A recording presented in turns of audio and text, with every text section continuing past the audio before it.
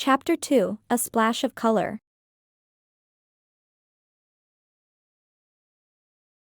The week leading up to the art show passed in a blur for Paige. Each day seemed to bring new curiosities that tested her rational mind. Books in the library whispered when she walked by, their pages rustling without a breeze. Her morning lattes at Beanstalk Bistro featured foam art that winked at her. Even her normally predictable walk to work became an adventure, with flowers along the path seeming to turn their heads to follow her progress. By the time Friday evening rolled around, Paige found herself standing before her closet, uncharacteristically flustered about what to wear. She finally settled on a floral dress that she'd impulse bought months ago but never had the courage to wear. Its vibrant colors seemed fitting for an art show, promising the peculiar. "It's just an art show," Paige muttered to herself as she applied a touch of lipstick. "Nothing to be nervous about." Yet, as she made her way to Beanstalk Bistro, her heart fluttered with an excitement she couldn't quite explain. The usually quiet streets of Stardust hummed with energy. Or was that just her imagination? Maggie was waiting outside the bistro, her red curls even wilder than usual. "Paige. You look amazing," she exclaimed, pulling her friend into a hug. "Ready for some magic?" Paige laughed, shaking her head. "It's art, Maggie, not magic." "Oh, honey," Maggie said with a knowing smirk, "you have no idea." As they stepped into the bistro, Paige's senses were immediately overwhelmed. The air shimmered with an otherworldly quality, filled with the buzz of excited conversations and the faint scent of ozone. The walls, usually adorned with local artwork, now showcased the most extraordinary paintings Paige had ever seen. A landscape of rolling hills seemed to breathe, the grass swaying in a non-existent breeze. A portrait of a young girl giggled silently, her eyes following the patrons as they moved about the room. And there, in the center of it all, was a painting of a book. As Paige watched, its pages turned slowly, revealing glimpses of fantastical worlds within. "Is this real?" Paige whispered, more to herself than to Maggie. Her friend grinned. "Welcome to the world of Elliot Rhodes, where nothing is quite what it seems." They moved deeper into the bistro, which had been transformed into a labyrinth of canvases. Each turn brought new wonders, a city skyline where the buildings rearranged themselves like a shifting puzzle, a bowl of fruit where apples transformed into oranges and back again, a starry night sky where constellations danced and reformed. Paige found herself laughing in delight, her usual reserved demeanor forgotten in the face of such whimsy. She reached out to touch a painting of a butterfly, gasping as it fluttered its wings in response. "Careful," a warm voice chuckled behind her. "That one's a bit ticklish." Paige spun around, coming face to face with the most captivating pair of blue eyes she'd ever seen. The man before her was tall and lean, with tousled black hair that looked as if he'd just run his paint-stained fingers through it. His smile was lopsided and infectious, and Paige found herself smiling back before she even realized it. "You must be Elliot Rhodes," Paige said, extending her hand. "I'm Paige Ward." As their hands met, a spark of electricity seemed to jump between them, making them both start. For a moment, they stood frozen, hands clasped, eyes locked. Elliot recovered first, his smile widening. "Paige," he repeated, as if savoring the sound. "It's a pleasure to meet you. Are you enjoying the show?" "It's incredible," Paige admitted. "I've never seen anything like it." "How do you do it?" Elliot's eyes twinkled mischievously.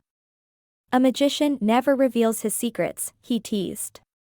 Then, leaning in conspiratorially, he whispered, "But between you and me, it's all in the brushstrokes." Paige laughed, charmed despite herself. "Well, your brushstrokes are certainly magical, Mr. Rhodes." "Please, call me Elliot," he insisted. "Would you like a tour of the exhibit? I could give you the inside scoop on some of the pieces."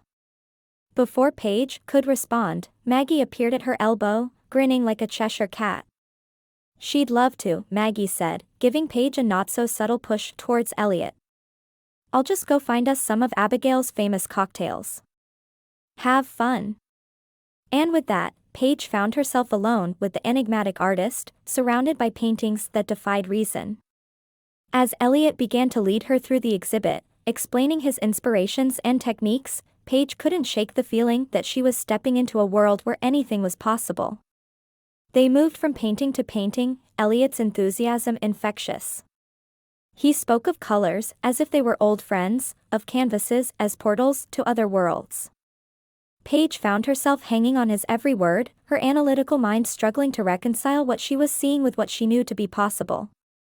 And this one, Elliot said, stopping before a large canvas, is my personal favorite. The painting depicted a library, but unlike any library Paige had ever seen. Books flew from shelf to shelf of their own accord, their pages fluttering like wings. Staircases shifted and moved, leading to hidden alcoves that appeared and disappeared. And in the center of it all, a librarian stood, her face serene amidst the literary chaos. It's beautiful, Paige breathed, leaning in for a closer look. It reminds me of my library, but more alive. Elliot beamed. That's exactly what I was going for. A place where knowledge isn't just stored, but active and engaging. Where every book is an adventure waiting to happen. As Paige watched, she could have sworn she saw the librarian in the painting turn and wink at her. She blinked hard, sure she must be imagining things. You know, Elliot said softly, I've always believed that the best art speaks to something inside us. Something we might not even know is there until we see it reflected back at us. Paige turned to look at him, struck by the sincerity in his voice. For a moment, the bustling art show faded away, and it felt as if they were the only two people in the world. The spell was broken by a loud crash. They both jumped, turning to see that Elliot had accidentally backed into a small table holding paint supplies. A can of vibrant blue paint teetered on the edge before tipping over, its contents splashing across the floor and all over Paige's dress. Oh no! Elliot exclaimed, his face a picture of horror. I'm so sorry. I didn't mean to. Here, let me. In his haste to help, he stepped in the puddle of paint, slipped, and went down hard, taking Paige with him. They landed in a heap, both now thoroughly covered in blue paint. For a moment there was silence. Then Paige began to laugh. It started as a giggle, then grew into a full-bodied laugh that shook her entire frame. After a second of stunned silence, Elliot joined in, his rich laughter blending with hers. Well, Paige managed between giggles, I guess I'm now a living piece of art. Elliot grinned, reaching out to smear a bit more paint on her cheek. And a masterpiece at that, he said, his eyes twinkling. They helped each other up, still chuckling. The other patrons had gathered around, some looking concerned, others amused. Maggie pushed her way through the crowd, her eyes wide. Paige. Are you okay? She asked, then paused, taking in the scene. A slow grin spread across her face. Well. Looks like you two are really hitting it off. Paige felt her cheeks heat up, suddenly very aware of Elliot's hand still on her arm. It was an accident, she mumbled. A happy accident, Elliot added, winking at her. Though I do feel terrible about your dress. Please, let me make it up to you. Coffee, perhaps? Once we've both had a chance to clean up, of course. Paige hesitated for a moment.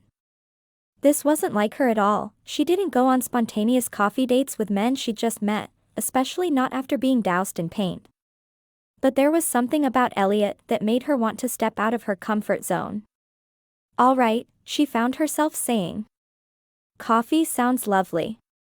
Elliot's face lit up with a smile that could have outshone the sun. Wonderful.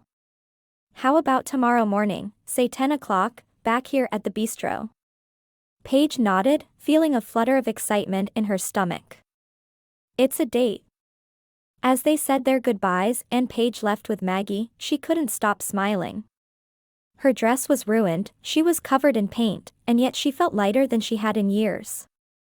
So, Maggie said as they walked home, a knowing smile on her face.